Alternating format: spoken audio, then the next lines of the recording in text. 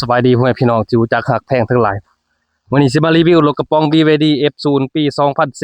2010จักดีแอร์เย็นเอกสารค่าถอกค่าทางครบเปิดเลยเด้อรถคันนี้มันปี2010เต็มเลยเด้อจักดีแอร์เย็นย่างยังดีๆโตนี่หั่นเดิมๆบ่ต่ำบ่ปีนเนาะทางในนี่งามๆเลยเด้อหอมกลุ่มเลยทางในนี่เบิ่งแผ่นเทมเพลตแผ่นอันสติกเกอร์มาของงานมันยังครบเบิดเนาะเป็นบ่อผาเด้อบ่ผาเดิมมาแต่กับมันพุ่นละสีนี่เดิมเลยทางในบ่ทันได้เฮ็ดสีอันนี้ยังซิลิโคนมันนี่ยังอยู่เบิดเลยอยู่ทางหลังนี่มียางสกัวแต่ว่าตอนซื้อมาอันบ่มีดอกเด้อแต่ว่าซอกใส่ให้เนาะเพราะว่าเขาเข้าใจคนสิเอาไปใส่เพื่อลดหัวลดหยังเนาะนี่มียางสกัวแต่ว่ากะลิกยังบ่ทันมีเดี๋ยวสิซอกใส่ให้เด้อ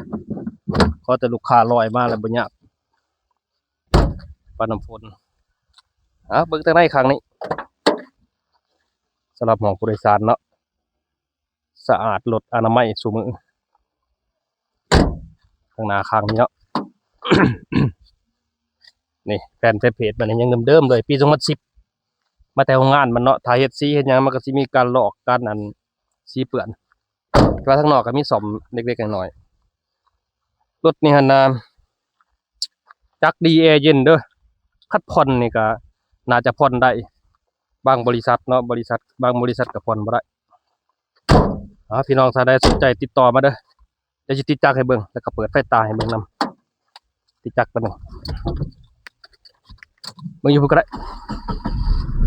น้ำมันสิเบิดแล้ว เบิ่งไฟตาเลยเด้อ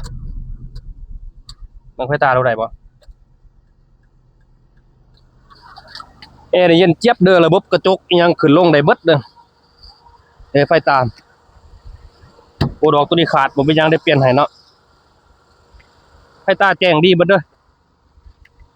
เอากระจกลงมึงดู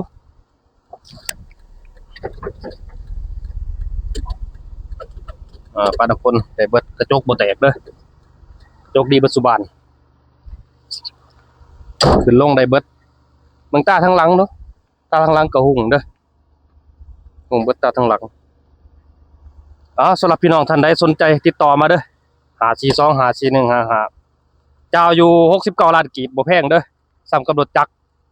ขอบใจ